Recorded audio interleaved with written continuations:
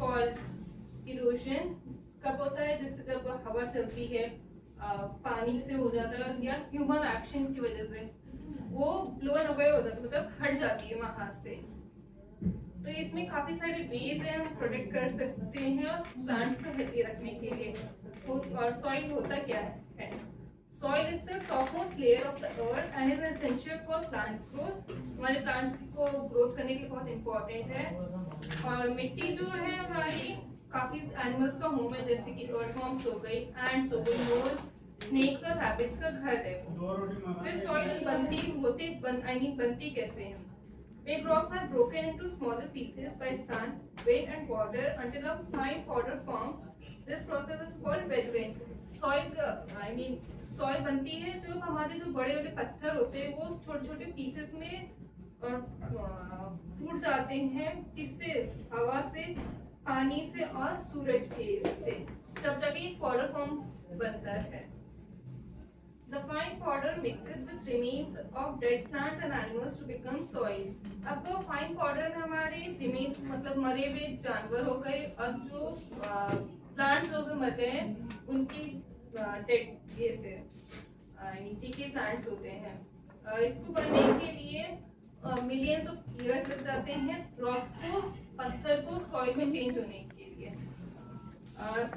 Soil कैसे बनता है? ग्रेवल से, सैंड और क्ले पार्टिकल्स और ह्यूमस। ह्यूमस क्या होता है, तो बताएगा? ह्यूमस किसे कहते हैं? नमी, जो मॉइस्चर में जो मतलब नमी होती है। रेन के बाद जो मिट्टी में से निकलता है, आई थिंक दैट थिंग। नहीं, ह्यूमस वो है, उसको कहते हैं डेड प्लांट्स और एनिमल्स जो मर जाते हैं उनको कहते हैं। और उसमें से जो न्यूट्रिएंट्स होती है जो एनिमल से हमें मिलती है, एनिमल से प्लांट्स के से। सॉइल में हमें हवा भी होती है, पानी भी होते हैं और छोटे छोटे माइक्रो ऑर्गेनिजम्स भी होते हैं, जैसे कि बैक्टीरिया हो गए और फंगी। फिर सॉइल प्रोफाइल है। 3 तरह के हमारे लेयर्स होते हैं सॉइल के, टॉप सॉइल, सब सॉइल और बेड रॉक हो गई थर्ड हमारी। टॉप सॉइल है the top most layer made of, जो हमारी सबसे टॉप लेयर है वो किससे बनी हुई है?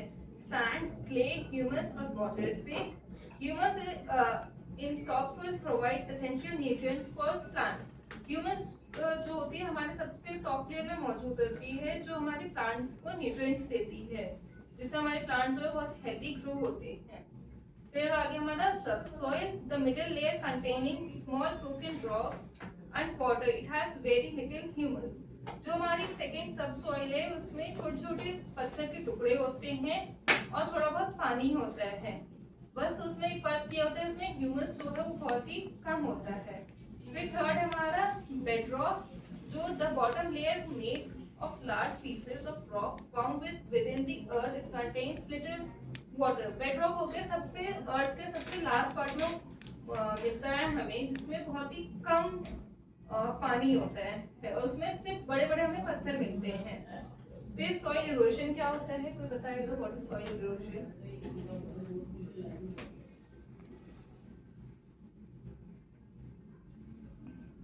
जब मिट्टी अपनी जगह मतलब जगह से हटने लगती है due to heavy rain and Soil erosion is the wearing away or carrying away of top soil by wind, water और humus activity की वजह से जब हट जाती है, इसको soil erosion कहते हैं। वाटर की वजह से भी होता है। Rain water that flows over land carries soil away faster. Flow causes more erosion. पानी का जितना ज्यादा तेज बहाव रहेगा उतनी ज्यादा हमारी मिट्टी जो है उस जगह से हट जाएगी। हवा से भी हो जाती है हमारी। जब जैसे हो गया लिटिल प्लांट कवर, जैसे कि हो गया हमारा डेजर्ट हो गया। डेजर्ट में भी हमारा हो जाता है कि हवा चलती है तो काफी सारी मिट्टी जो वहां से हट जाती है। स्विमिंग ह्यूमन एक्टिविटीज से भी होता है सॉइल इरोजन। जैसे कि हम फॉरेस्ट पार्ट्स के टाइम पे हम काफी सारे फॉरेस्ट को कट कर रहे हैं।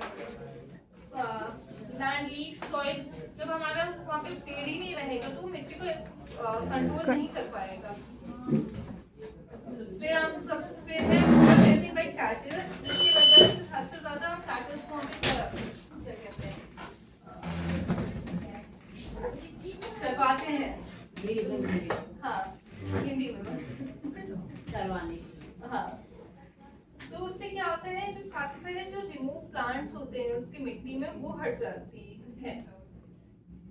फिर सॉइल कंजर्वेशन कैसे होगी?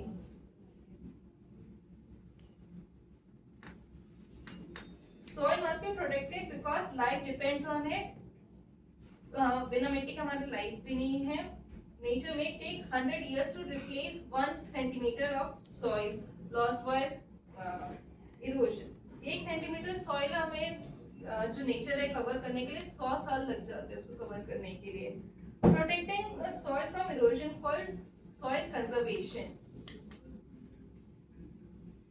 फिर है मेथड्स ऑफ, फिर हम कैसे कंट्रोल करें सॉइल को? Sir, afforestation, planting trees and plants whose roots bind this soil and prevent soil erosion। हमें सबसे ज्यादा प्लांट्स करने चाहिए, ग्रो करने चाहिए, जिससे कि रूट्स जो है मिट्टी को होल्ड करके रखता है। फिर है हमारा स्टेप फार्मिंग, या जिसे हम टेरेस फार्मिंग भी कहते हैं। Cutting steps on hills reduces water. हम थोड़ी बहुत पहाड़ों को भी कट करेंगे तो जिससे पानी का बहाव जो है वो थोड़ा सा कम हो जाता है। फिर उससे क्या होता है, जो मिट्टी है वो कम ये हट जाती है। Keeping bare soil covered after harvesting.